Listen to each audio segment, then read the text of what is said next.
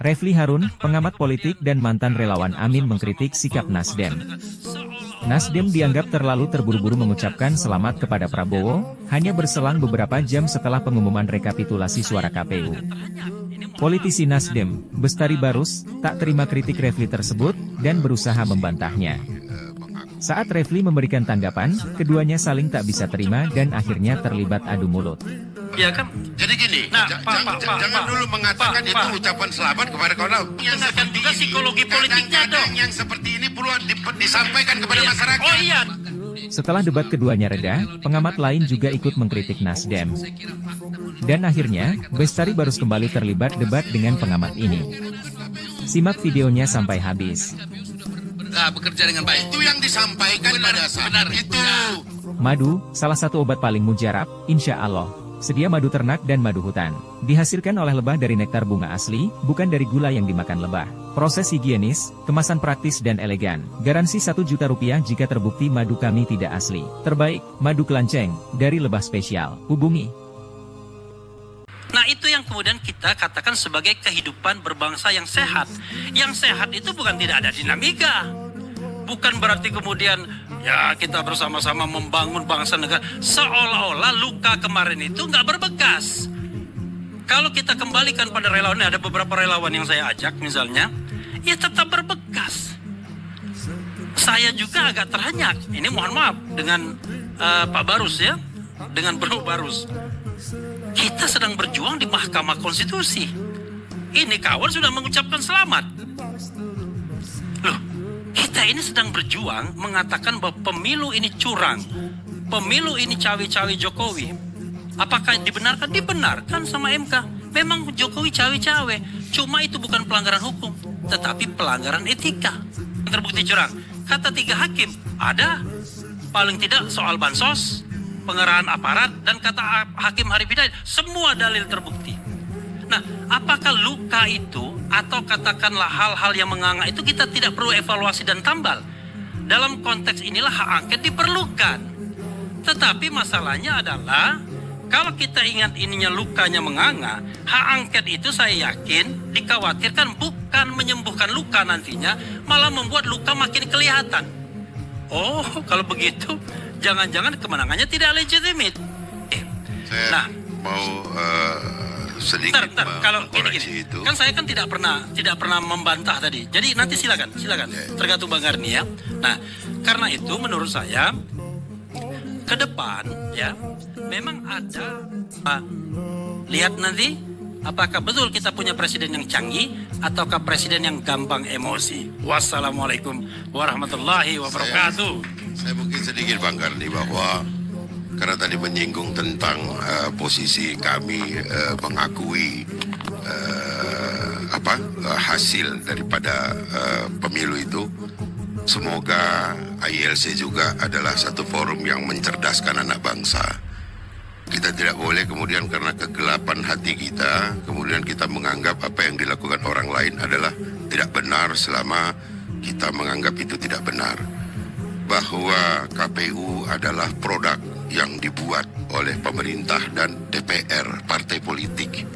Mereka telah melakukan pekerjaannya dan kemudian perintahnya adalah jelas laksanakan pemilu itu.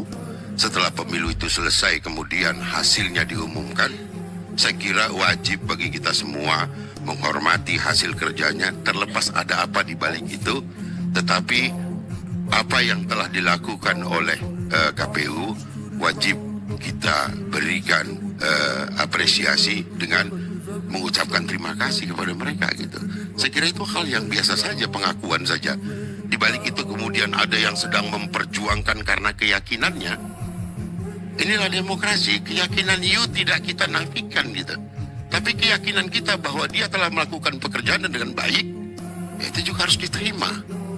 Sehingga itulah yang disebut sebagai equality di antara kita. Jangan kemudian kita menganggap jika itu keluar dari saya karena kami sedang melakukan satu hal untuk kepentingan tertentu, maka kami harus diberikan semacam reward atau apapun itu. Jangan dulu melakukan sesuatu. Ya nggak bisa begitu juga saya rasa. Nah, penilaian akhir daripada itu kan kita sudah lihat ya. Nah, artinya hari ini adalah posisi kami pada saat ini ada yang mengatakan, oh meninggalkan. Saya nggak ngerti meninggalkan apa gitu. Apa yang ditinggalkan? Ya kan? Nggak ada gitu. Dan kami juga tidak memberi penilaian, tidak akan memberikan penilaian kepada Pak Anies kalau dia bergabung dengan Pak Prabowo atau dia menyatakan tidak mau bergabung. Itu kembali kepada hak dasar dia, hak demokrasi dia. Untuk dia akan berjuang di sebelah mana untuk kebaikan rakyat. Kita mengatakan, kita anti terhadap orang-orang yang mengatakan bahwa ini bungkusannya adalah untuk rakyat. Lantas yang mengatakan bahwa mengkritik itu untuk siapa? Untuk dirinya? Atau untuk rakyat juga? Sama aja sebetulnya ini. Jadi jangan kita bercuriga terhadap gerakan-gerakan orang. Apalagi dia tidak melanggar kaedah-kaedah hukum yang berlaku. Kalau masalah kemudian nanti ada kata-kata yang sering disampaikan kepada publik bahwa biarlah nanti kemudian pada saatnya rakyat akan menghukum. Saya kira itu udah menjadi konsekuensi dari segala langkah yang kita buat untuk kita pertanggungjawabkan kelak pada saatnya kepada rakyat. Saya kira itu gitu loh. Jadi tidak usah ada penilaian-penilaian sepihak terhadap apa yang dilakukan orang lain. Tapi bila keyakinan kita pun tidak boleh dibantah, maka keyakinan orang lain pun harus kita hormati. Keyakinan tidak dapat dibantah. Saya kira itu. Bang Karni, saya mau tambahkan lagi. Saya tambahkan. Biar dia jawab. Ya. Jadi begini, berdebat nggak apa-apa. Jadi beliau dengan pernyataannya is okay. Tapi saya hanya ingin menyatakan satu fakta ya, bahwa pada malam itu berkumpul para relawan di Diponegoro 10 menantikan pengumuman. Begitu kemudian kalah, tentu sebagai manusia biasa kan pada down. Di tengah down itu makin down lagi. Ketika partai koalisi buru-buru menyatakan mengucapkan selamat pada kawan lama. Ya kan? Jadi gini, nah, jangan dulu mengatakan itu ucapan selamat kepada kawan lama. Begini, Pak, bahwa saya tidak membantah Anda loh. Saya tidak membantah. Tapi saya perlu klarifikasi tapi karena Anda saya katakan bahwa itu. Saya tidak membantah Anda. Saya tidak membantah Anda. Oke, saya ubah.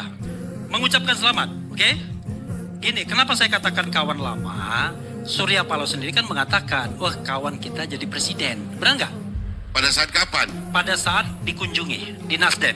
Iya kan? Masya Allah. Ucapan selamat itu saya ingat betul bahwa kami ucapkan selamat kepada KPU, kepada paslon, dan kepada tunggu dulu, biar kelar ini, kepada pemenang versi penghitungan KPU. Jelas loh, ada versi. Ya oke, gini. Pak, jadi Bung Refli. Oke, kita udah terima itu, tetapi gini, Anda harus dengarkan juga psikologi politiknya dong. Yang seperti ini perlu disampaikan kepada masyarakat. Oh iya, tetapi coba lihat, hai masyarakat ya, apakah ketika Nasdem menyampaikan pada tanggal 20 Maret itu sesuatu yang proper atau tidak? Apakah itu tidak melemahkan perjuangan? Padahal pada waktu itu kita sedang berjuang. Masih ada Mahkamah Konstitusi. Karena ada ruang-ruang yang akan hilang. Saudara-saudara sekalian, kelihatan betul bagaimana pragmatisme partai politiknya. Sangat pragmatis partai politik. Tidak menghargai masyarakat tidak menghargai relawan yang mendukung, tidak menghargai lawyer yang mendukung, tidak menghargai perjuangan daripada itu. Cukup. Kita tahu itu. Hal yang buruk sekali. Dan hari-hari terakhir ini Anda bisa lihat siapa yang pragmatis atau tidak. Jangan.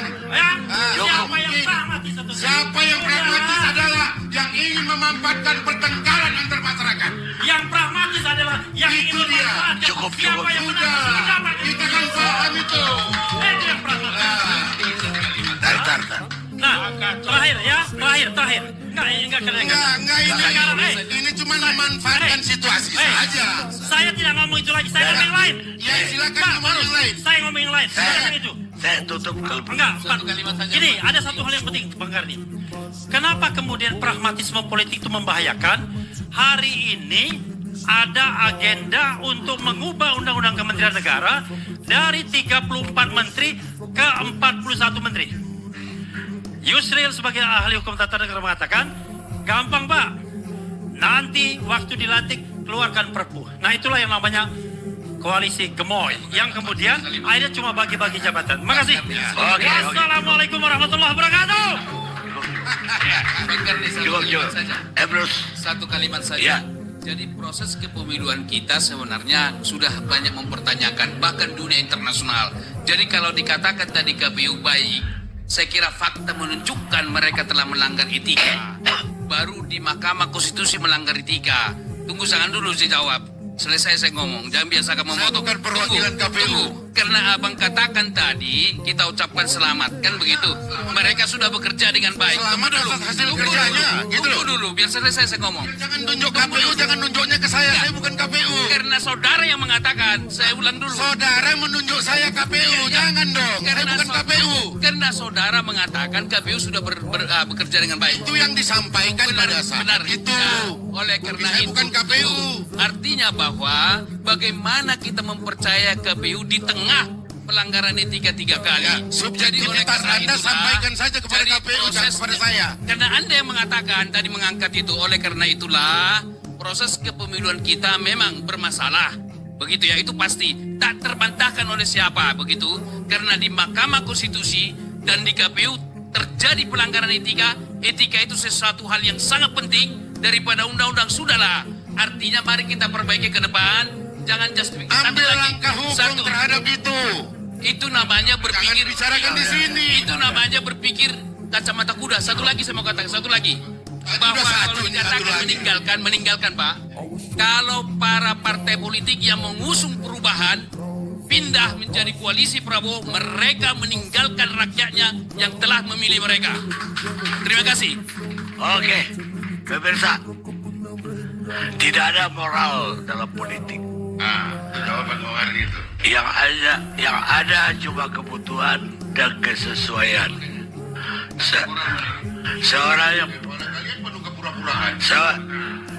Seorang yang paling brengsek pun, kalau kita butuhkan karena kebrengsekannya, kita akan gunakan dia. Pendiri Uni Soviet, Vladimir Lenin,